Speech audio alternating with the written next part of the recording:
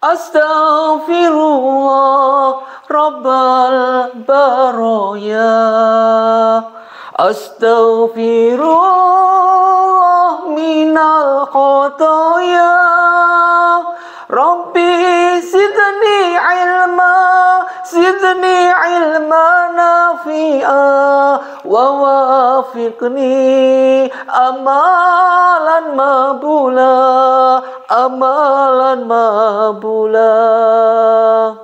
Assalamualaikum warahmatullahi wabarakatuh. Alhamdulillahirabbil alamin. Wassalatu wassalamu ala asrafil mursalin wa ala alihi wa sahbihi ajma'in. A'udzubillahi minasyaitonir rajim. Bismillahirrahmanirrahim. Jazallahu anna sayyidina Muhammadin sallallahu alaihi wasallam ummatih. Pertama, mari kita panjatkan rasa puji syukur kita pada Allah Subhanahu wa taala. Shalawat dan salam mari kita haturkan pada junjungan kita nabina kekasih Allah, baginda Rasulullah sallallahu alaihi wasallam. Ma'asyiral muslimin muslimat jamaah pencerahan PBA yang Ustaz taklimi, Ustaz muliakan. Perlu kita ketahui segala sesuatu yang sering berjalan di luar nalar kita, sering menghipnotis kita hingga kita stres, sering memberikan kita dan bisikan-bisikan yang itu ada di luar Al-Quranul Karim, mengajak kita ke dalam kesesatan, selalu mendompleng kita ke dalam suatu hal kecurangan,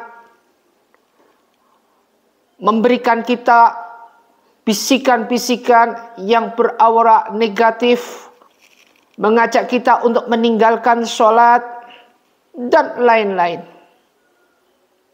Itulah yang dinamakan bisikan-bisikan hamba Allah yang terkutuk, yaitu iblis. A'udzubillahi minasyaitonir rajim. Bismillahirrahmanirrahim. Manusia adalah hamba Allah. Ma khalaqal jinni wal insi illa liya'budun. Aku ciptakan jin dan manusia tidak lain hanya untuk beribadah kepada Allah. Kalau jin makhluk Allah yang paling hebat, manusia makhluk Allah yang paling sempurna. Kesempurnaan yang dimiliki manusia seperti kita ini jin tidak terima. Digodalah kita sehingga kita dibawa ke dalam jenjang, yaitu apa yang dinamakan kesesatan. Seperti yang kemarin kita bahas, sesat itu adalah termasuk kekufuran, kemaksiatan, dan yang paling disukai iblis adalah kesesatan yang berbau bid'ah. Menurut salah satu ulama, walinya para wali Syekh Abdul Qadir Al-Jailani Akbadati, manusia hebat adalah manusia yang bagaimana? Ada beberapa step menurut Syekh Abdul Qadir Al-Jailani ini. Dan ini bagus untuk kita pelajari, bagus untuk kita renungkan, dan semua tersirat atau terfirmankan di dalam Al-Quranul Karim serta sunnah-sunnah Rasul. Manusia yang hebat, manusia dibilang makhluk Allah yang paling sempurna, itu katanya. Namun kesempurnaan manusia itu banyak sekali kegagalannya. Di dalam kegagalan ini manusia bukan tubuh illallah taubatan nasuha. Innallaha yuhibbut tawabina wa yuhibbul mutatahhirin. Tidak melakukan taubat wasyani ila magfiratin min rabbikum. Malah justru sebaliknya, manusia dengan sombongnya wastakbaru anha, dengan kesombongannya, bahkan suudzon kepada Allah. Apakah ini yang dinamakan hamba Allah yang paling hebat, manusia yang paling sempurna? Anak laki-laki dari Bani Kustum bertanya kepada baginda Rasulullah sallallahu alaihi wasallam, "Ya Rasulullah,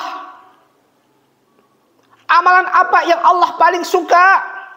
Qala Rasulullah sallallahu alaihi wasallam, Rasulullah menjawab, "Al-imanu billah." Iman kepada Allah. Ini pertama. Ternyata titik iman kita kepada Allah ini merupakan suatu fokus paling utama. namun paling dilalaikan sebagai manusia yang katanya paling hebat, paling sempurna.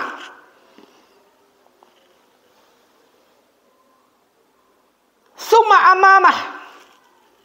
Kemudian apalagi ya Rasulullah amalan yang paling hebat? Kalau Rasulullah sallallahu alaihi wasallam, jawaban baginda Rasulullah sallallahu alaihi wasallam, summa silaturahim, yaitu silaturahim. Ma'asyiral muslimin muslimat rahimatullah. Kalau dilihat hadis tadi, begitu pentingnya ternyata iman kita hanya kepada Allah ini yang pertama sebagai landasan pondasi kalau kita ingin menjadi hamba Allah yang paling sempurna, sebagaimana disebutkan dalam surat wal asri innal insana lafi khusni illa, sungguhnya manusia itu dalam kerugian demi masa demi zaman. Sampai akhir zaman manusia ini dalam kerugian illal ladzina amanu, kecuali yang beriman. Pertama tetap beriman, tetap iman yang pertama. Ternyata iman merupakan pondasi yang khusus.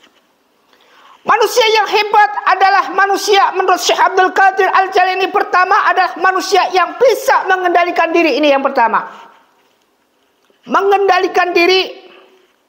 Bagaimana mengendalikan diri? Apanya? Bisa mengendalikan diri di saat dia dikuasai emosi amarah. Dijelaskan dalam surat Al-Imran ayat 134 apa? Wal kadhiminal ghaidha alladzina yunfiqu fis sarai wad dharri wal kadhiminal ghaidha. Orang yang bisa menahan emosinya di saat dia marah, wal kadhiminal ghaidha. Ini sering terjadi ternyata ketika mereka marah justru tambah marahnya tambah semakin melonjak. Akhirnya apa yang muncul? Penyakit yang tidak disangka-sangka. Apa? Kita lihat sendiri. Penyakit ganas. Segala gejala-gejala suatu hal yang tidak kita inginkan. Tahu-tahu jantungnya kumat. Tahu-tahu apa yang terjadi? Dadakan stroke. Tahu-tahu ada penyakit lagi yang lain. Tahu-tahu lambungnya kumat. Yang semua itu akan menjadikan suatu gagal fokus sehingga dia bisa sampai meninggal. Tahan emosi kita. Meskipun itu berat rasanya. Wal kadhiminal ghaidha, ketika kita bisa menahan emosi kita, maka Allah akan berikan satu jempol buat mereka ini yang bisa menahan emosi, alias mereka menang dalam peperangan melawan iblis. Ingat ketika itu semua sahabat, semua pejuang Rasulullah SAW dalam pulang perang Badar, dia selalu mengumandangkan lagunya apa? Mengumandangkan salatullah salamullah ala dhaha rasulillah, salatullah salamullah ala yasin habibillah. Pertanyaan salah satu sahabat, ya Rasulullah, adakah peperangan yang lebih besar lagi setelah perang Badar ini ya Rasulullah? Kalau Rasulullah SAW, Rasulullah menjawab, ada sahabatku. Nanti di akhir zaman sepeninggalan aku akan ada perang yang lebih besar lagi, lebih dahsyat lagi, lebih takjub lagi, yaitu perang ketika umatku melawan hawa nafsu. Salah satunya menahan wal kadhiminal ghaidha, yaitu menahan emosi.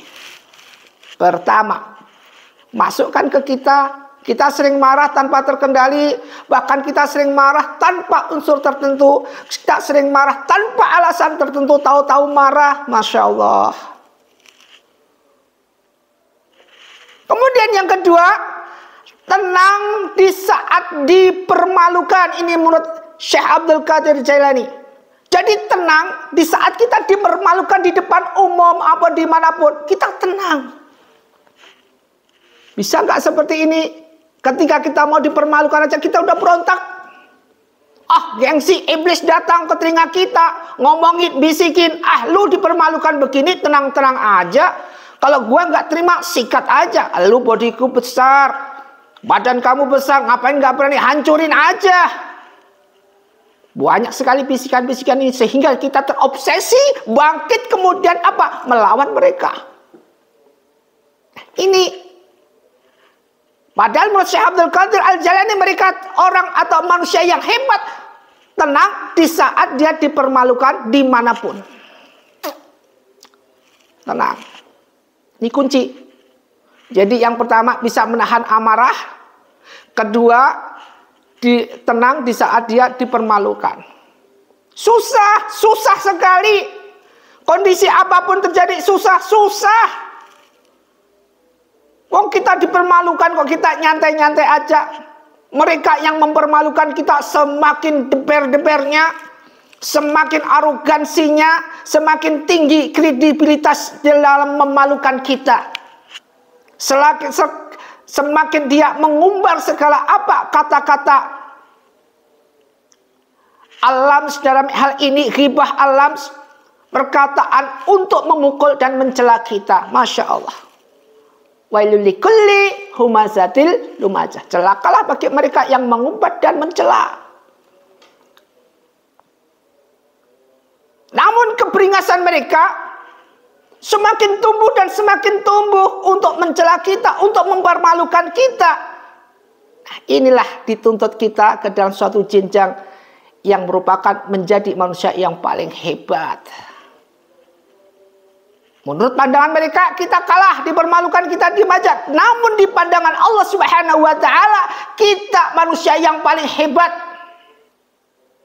Dipermalukan tapi kondisi kita tenang, santai. Kemudian yang ketiga, tersenyum di saat diremehkan. Ini sering terjadi, kita sering diremehkan mungkin. Tanpa sadar kita dicela-cela mungkin. Wailul likulli humazatil lumazah. Sering terjadi kita diremehkan orang tanpa sadar, nggak tahu maksud mereka itu meremehkan kita atau ada tujuan khusus untuk menghancurkan kita, untuk menghancurkan karismatik kita. Kita hanya tersenyum. Membalas enggak membalas, dendam enggak dendam. Hindari hal seperti ini, dendam enggak, membalas enggak, hanya tersenyum. Coba tersenyumnya orang yang terzolimi.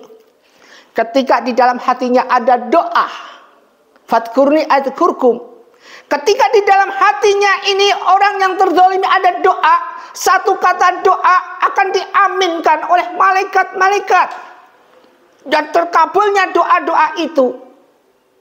Namun baginda Rasulullah SAW ketika dizalim, ketika disakiti oleh orang-orang Quraisy, orang-orang yang kufur, apa baginda Rasulullah SAW mendoakan kita, menghukum mereka? Enggak, mendoakan mereka agar dibukakan pintu hatinya dan tobat di hadapan Allah Subhanahu wa taala. Kalau kita enggak, dalam hati kita, oke, Ustaz bilang kita tersenyum, dalam hati kita berdoa, lo hancur lo sebentar lagi. Lo pulang nanti kecelakaan, tabrakanlah kamu nanti. Itu yang muncul pada diri kita. Tidak bedanya kita masuk ke dalam golongan la yudkhilul jannata qattatu. Tidak akan bisa masuk surga orang yang suka seperti ini. Yang tadinya kita senyum kita mengundang daripada pahala-pahala orang yang menzalimi kita, orang yang mengejek kita. Namun dengan hal seperti ini, karena kita punya dendam sedikit sebesar debu, akan hancurlah semua, sia-sia. Tadinya kita mau menjadi manusia hebat, nggak jadi manusia hebat. Manusia lemah. Yang terobsesi dengan bisikan iblis. Bagus sekali. Jadi ini manusia yang hebat, ternyata manusia yang bisa mengendalikan diri sendiri di saat amarah. Yang kedua adalah tenang di saat dipermalukan. Yang ketiga tersenyum di saat diremehkan. Yang keempat, bersabar saat diterpa cobaan. Bersabar saat diterpa cobaan. Coba dihayati dengan ayat Allah Al-Baqarah 45-46. Wasta'inu bis-sabri. Wasta'inu bis-sabri. Kenapa tidak diucapkan wasta'inu bis-salat? Tidak. Wasta'inu bis-sabri. Bersabar. Selalu sabar. Ternyata sabar ini adalah pondasi ketika kita melangkah sebelum kita ibadah. kita mau ibadah. Dan sedangkan sholat ini tempat kita mengadu pada Allah, tempat kita curhat pada Allah, namun diikuti dengan hawa atau diikuti dengan hal-hal yang berbau emosi, percuma. Sholat kita tidak akan diterima oleh Allah Subhanahu wa taala. Wasta'inu, mintalah pertolongan kepada Allah, kepadaku, pada Allah. Bisa beri dengan sabar. Kunci makna di sini dengan sabar, artinya apa?